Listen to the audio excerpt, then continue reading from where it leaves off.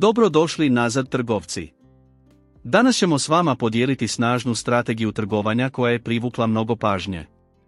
Poznata je kao strategija trgovanja zlatnog trokuta.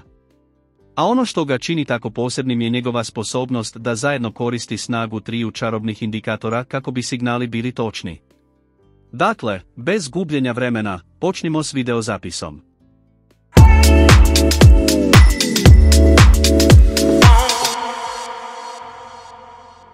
Dakle, ja sam u prikazu trgovanja, a ovako će izgledati naš grafikon kada završimo s postavljanjem indikatora.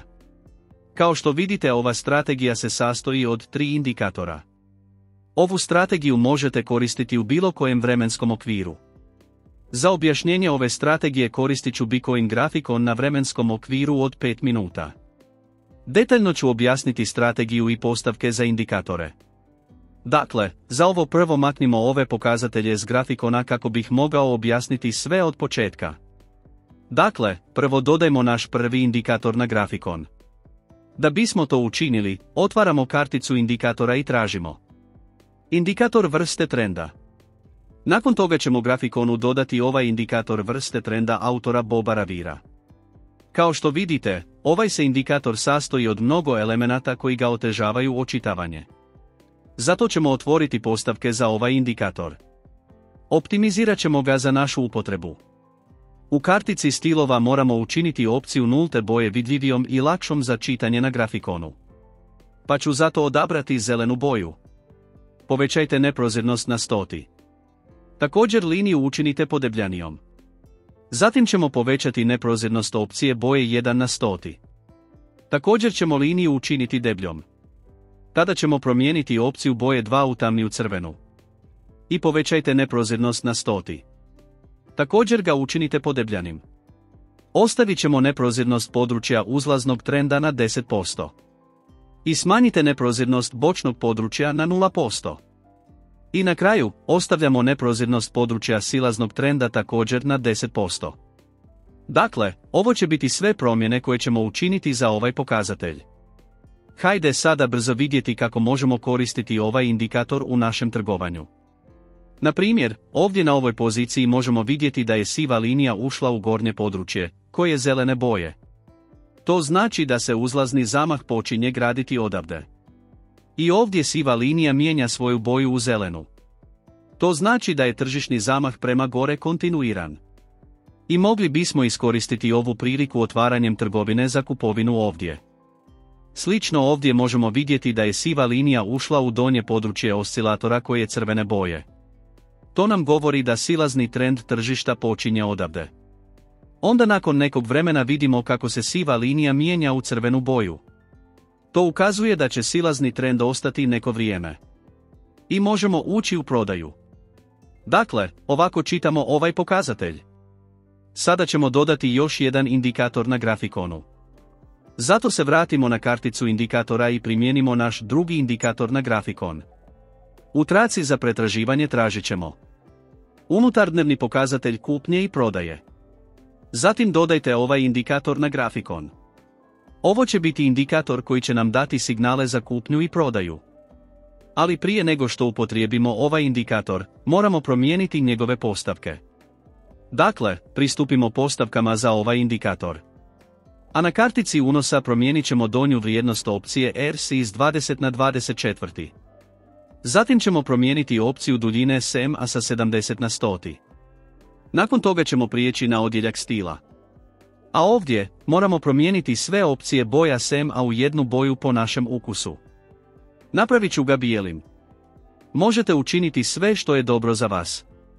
Ali provjerite jesu li sve 3 opcije iste boje. Pogledajmo sada kako možemo upotrijebiti ova dva pokazatelja zajedno za stvaranje savršene strategije. Tako na primjer ako govorimo o prodajnim poslovima.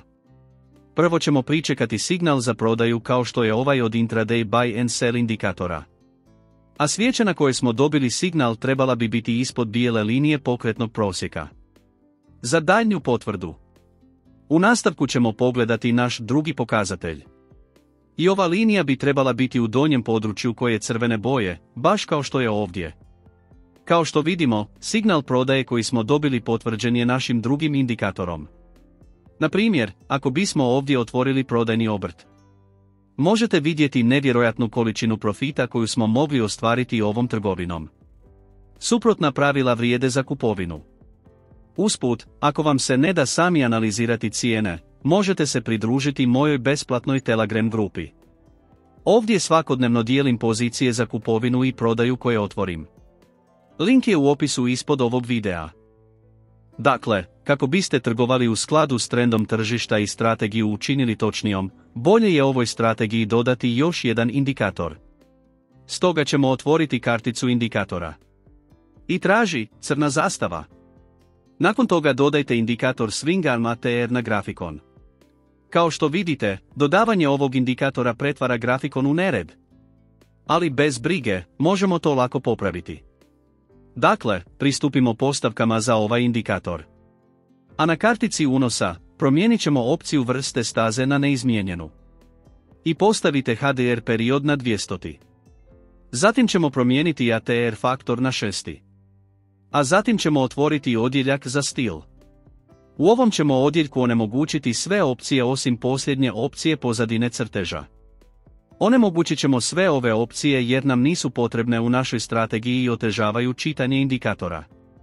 Dakle, ovo su sve promjene za ovaj pokazatelj.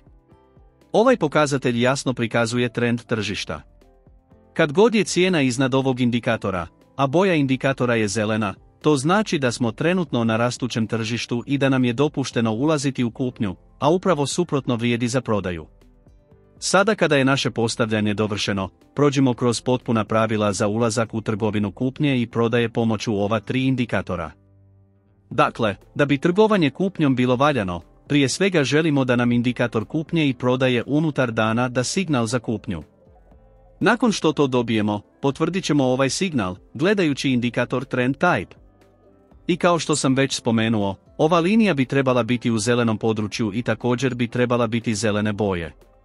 Na kraju ćemo pogledati indikator crne zastavice za konačnu potvrdu. Također bi trebao biti zelene boje, a u trenutku kada dobijemo signal za kupnju, tržište bi se trebalo kretati iznad njega. Dakle, kako su svi uvjeti ispunjeni, možemo ući u obrt na ovoj svijeći. Postavit ćemo naš stop loss na nedavnu nisku razinu ljuljačke. Sada ćemo izaći iz trgovine na ove signale koje daje indikator žute boje. Možete to koristiti kao izlazni signal ili koristiti fiksni omjer rizika i nagrade. Prođimo sada kroz još jedan primjer kupovne trgovine kako ne bi ostalo zabune. Ovdje imamo signal za kupnju iznad linije pokretnog prosjeka. I možemo vidjeti da je također iznad zelenog grafikona indikatora Black Flag. I za konačnu potvrdu možemo vidjeti da imamo zelenu liniju u zelenoj zoni indikatora Trend Type. Pa ću ovdje otvoriti Buy Trade.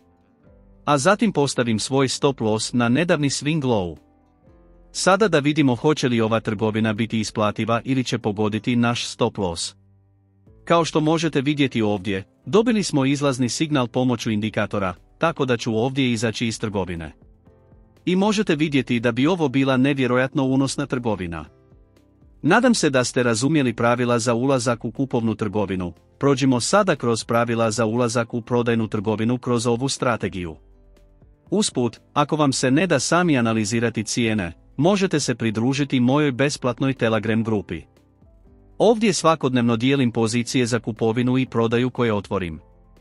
Link je u opisu ispod ovog videa. Da bismo potvrdili prodajnu trgovinu, prvo nam je potreban indikator prodaje i kupnje unutar dana da nam pruži signal prodaje. Kada to dobijemo, provjerit ćemo ovaj signal ispitivanjem indikatora tipa trenda. Ova linija bi trebala biti u crvenom području i također bi trebala biti crvene boje. Na kraju, provjerit ćemo indikator crne zastavice za konačnu potvrdu. Također bi trebao biti crvene boje, a u trenutku kada primimo signal za prodaju, tržište bi se trebalo kretati ispod njega. Nakon što su ispunjeni svi ovi uvjeti, možemo ući u trgovinu ovom svijećom. Naš stop loss bit će postavljen na nedavnu visinu ljuljačke. I izaći ćemo iz trgovine kada nam indikator pruži izlazne signale. Kao što vidite, ovo je također bila prilično dobra profitabilna trgovina. Prođimo kroz još jedan primjer prodajne trgovine kako bismo izbjegli zabunu. Ovdje smo primili signal za prodaju, koji je prisutan ispod linije pomičnog prosjeka. Nadalje, također se nalazi ispod crvenog grafikona indikatora Black Flag. I na kraju, možemo vidjeti crvenu liniju u crveno obojenoj zoni indikatora Trend Type. Shodno tome, pokrenut ću trgovinu na prodaju u ovom scenariju, slijedeći objašnjena pravila upravljanja novcem. Nadam se da ste razumjeli ovu strategiju. Slobodno ostavite svoje prijedloge u komentarima. Ako vam se svidio ovaj video, obavezno pritisnite gumb sviđa mi se, pretplatite se na moj kanal i pritisnite ikonu zvona. Hvala što ste pogledali video do kraja. Vidimo se u sljedećem videu.